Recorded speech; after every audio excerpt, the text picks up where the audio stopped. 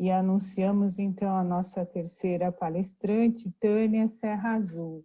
Tânia Serra Azul possui graduação em Pedagogia pela Universidade Federal do Ceará.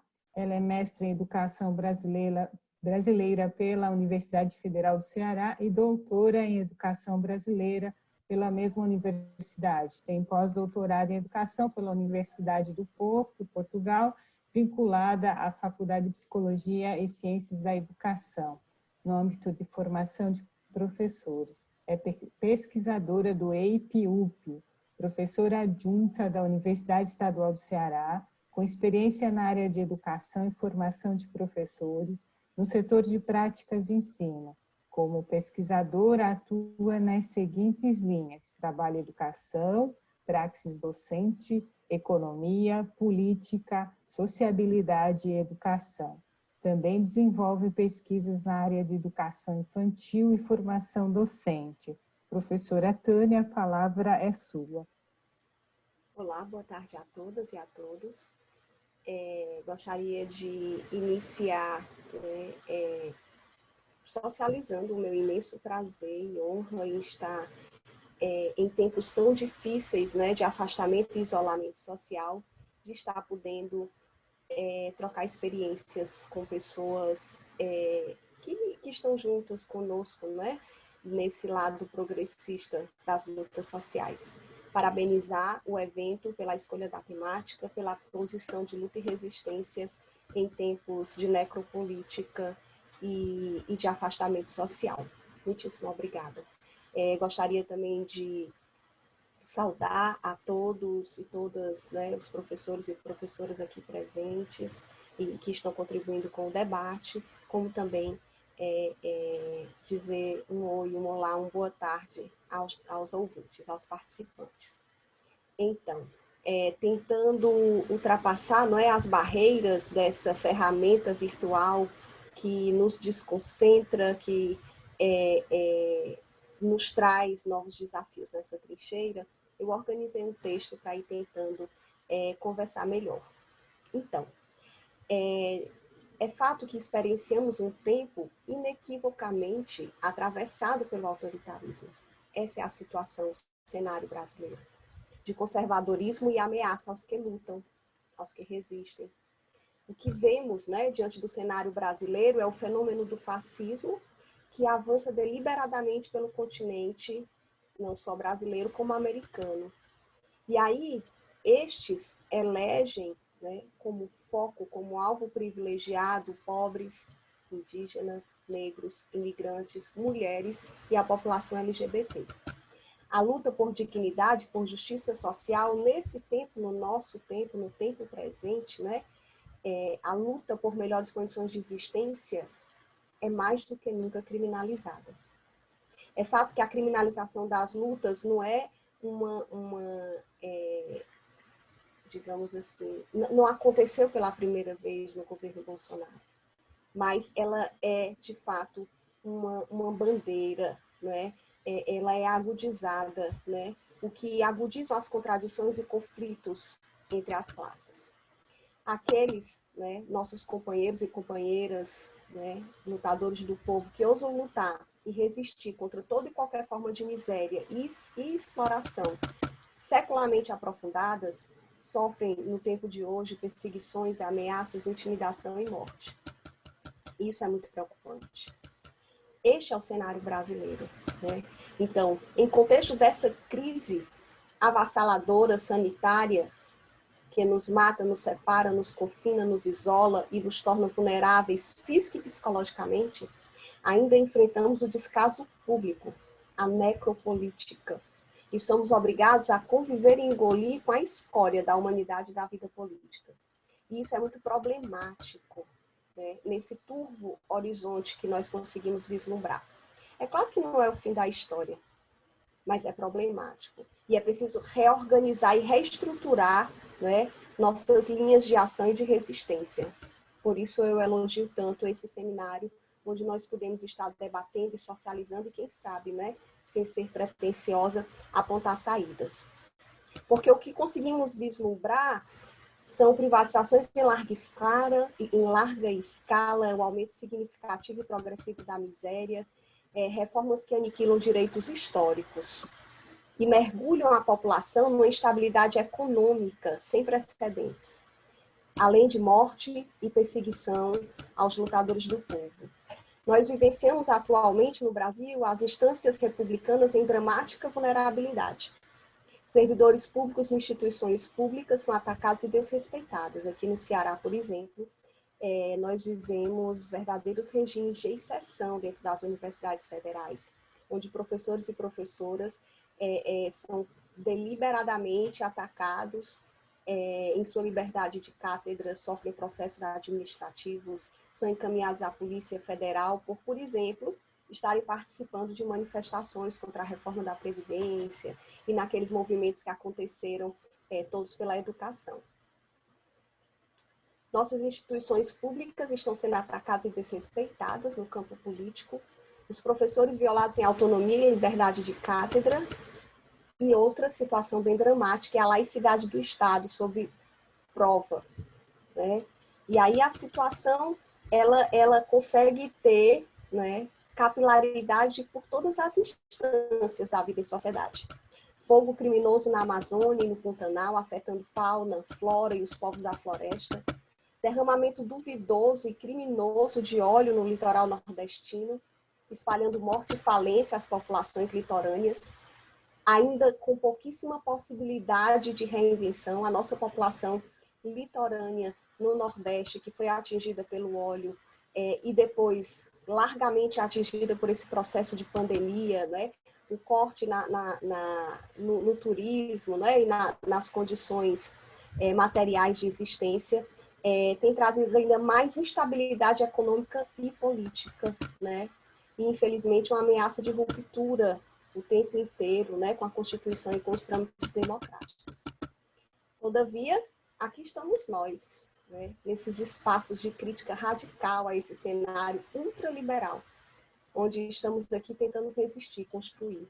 Ainda que emparedados, né, nesse ambiente acadêmico, né, entre limites e possibilidades, mas sim, acho que podemos pensar em outras alternativas, porque é necessário.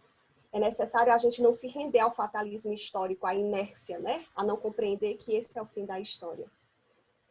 Outras alternativas são possíveis, mesmo diante das incertezas desse instante, né? Mesmo diante desse misto que sincretiza satisfação por estarmos juntos nessa trincheira, e aí a gente se revigora, mas a preocupação e a dúvida frente a esses tempos tão nefastos, que nos chamam às reflexões epistemológicas e filosóficas sobre os rumos da vida nessa sociedade, pautado no aprofundamento das desigualdades sociais e no arrefecimento momentâneo das lutas de classe. Porque nós não temos conseguido dar respostas à altura, na minha humilde compreensão desse fenômeno. Espero que esteja equivocada, mas penso que estamos em um momento de arrefecimento da luta de classe no Brasil. É por isso que espaços como esses, deste seminário, e tantos outros, né, de luta direta e de organização mais direta e de ação direta, né, nesse contexto, são inadiáveis, no horizonte de uma utopia em movimento, para que não optemos pela imobilização, o fatalismo, a inércia histórica. É imperativo que nesses tempos de isolamento e de reflexão, né, e mesmo de ação da vida em sociedade, tão pautada pelas desigualdades sociais, é imperativo unir desejos e sonhos a uma ação crítica e transformadora, porque senão nós estaríamos negando, né, o conceito próprio da história, da dialeticidade da história. E aí é importante, eu penso, né, para tentar embalar, né, dentro das minhas hipóteses, né, das minhas reflexões, é importante a gente resgatar o princípio epistemológico da utopia. Sim, as utopias são necessárias para a gente não sucumbir à inércia. Para Ernest Bloch, por exemplo, a natureza humana é atravessada por inquietações que pautam a existência em efervescência utópica. Este ato de existir, o nosso ato, é, portanto, essencialmente intenso e constitui campo fértil para sonhos em ebulição. E é possível, ou deve ser possível, circular, né, numa perspectiva de mudança. Porque o que nos move, em essência da existência humana, é o ímpeto revolucionário. Seja este ímpeto exercitado no campo individual ou no coletivo. E aí está a nossa tarefa histórica, né, da classe trabalhadora. É de tentar puxar esses ímpetos para o âmbito do coletivo. É a característica humana, né? Como diria o nosso Belchior, nordestinamente, né? Amar e mudar as coisas nos interessam mais. Então, estamos sempre envolvidos, pensando, buscando, né, essas novas alternativas a partir dos nossos ímpetos e sonhos. Possivelmente, né, seja esta uma categoria a ser retomada para embalar as lutas das camadas laborais, o universo da possibilidade. Penso que a nossa classe trabalhadora precisa voltar a sonhar, né? Precisa pensar na utopia para conseguir vislumbrá-la no campo do horizonte.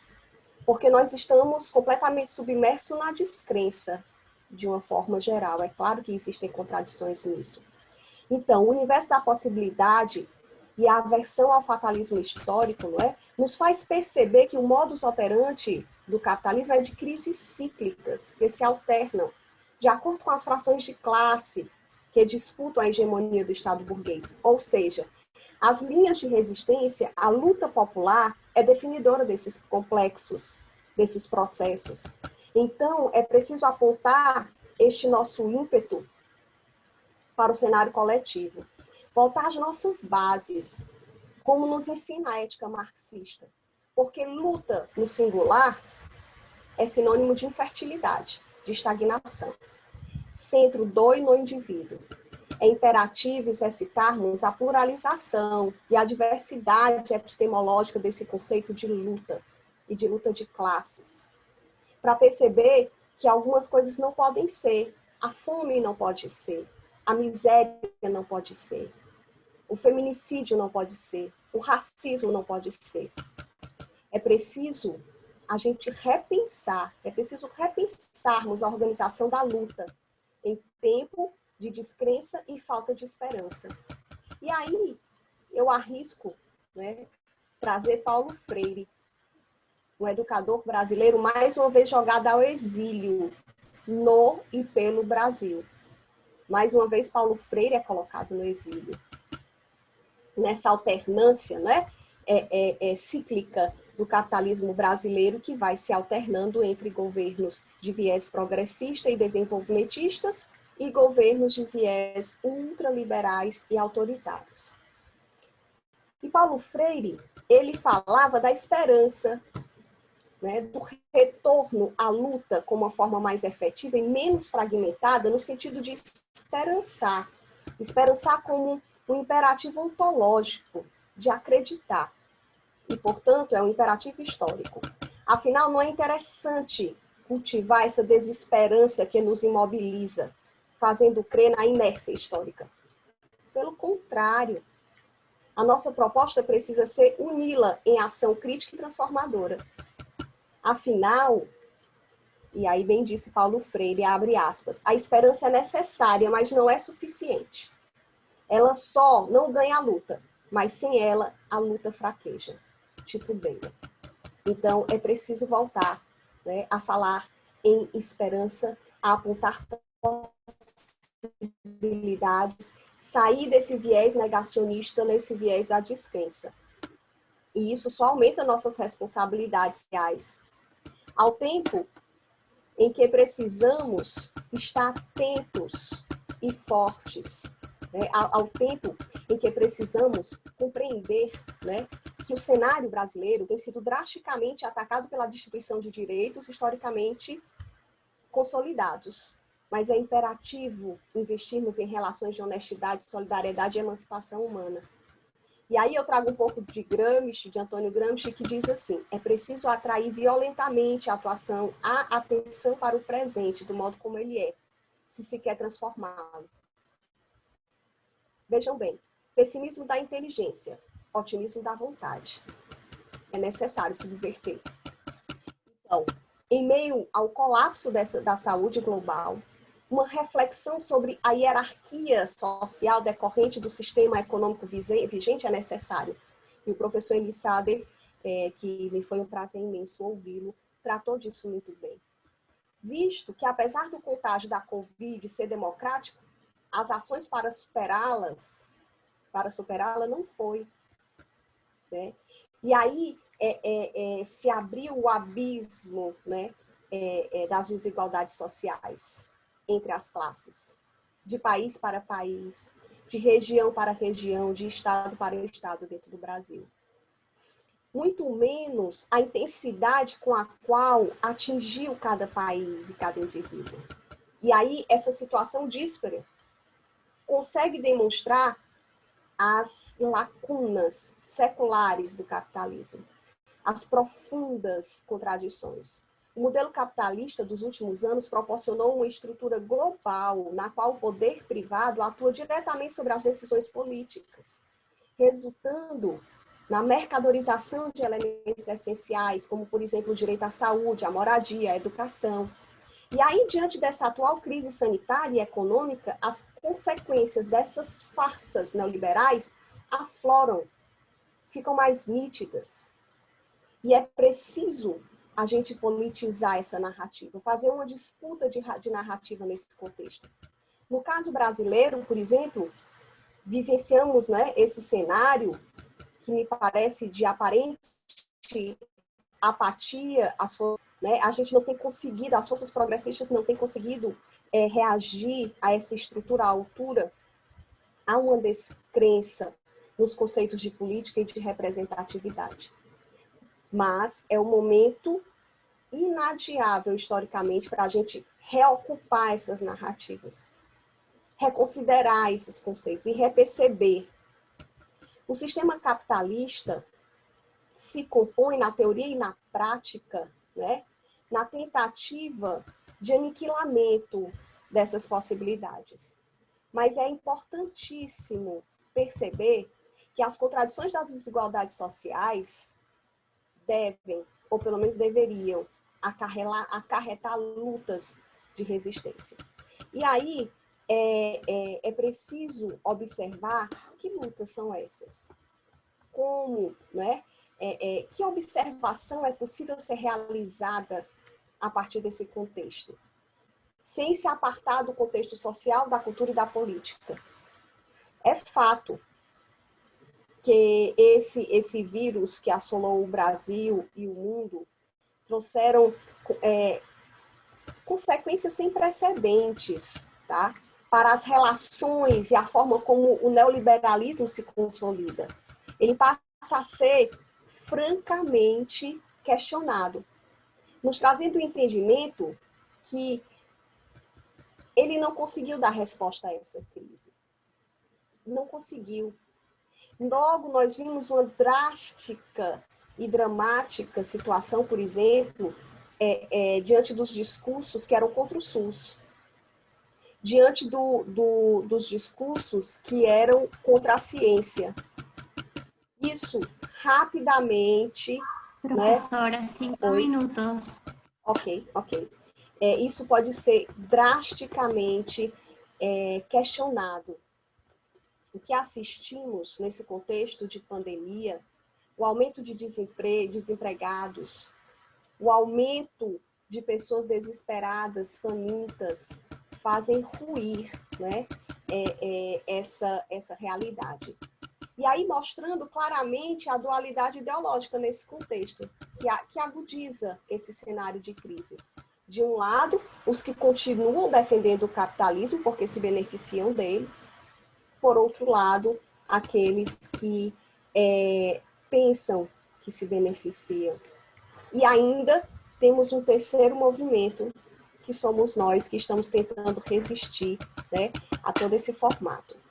É importante mostrar no campo das lutas de resistência, destacarmos a luta dos entregadores de aplicativos no Brasil, nesse tempo de pandemia.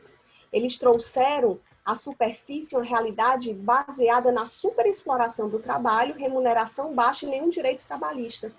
E aí, nesse contexto de pandemia, agudizada essas condições de vida, eles trouxeram uma luta significativa e importante, né? Auto-intitulados antifascistas, foram categóricos em defender direitos básicos, que talvez em outrora nem pensássemos mais que seria necessário defender, mostrando que o país foi jogado numa situação tal de miséria que nós temos que defender o óbvio. Ou seja, as situações extremas têm conseguido alavancar de forma mais significativa as possibilidades de luta e resistência.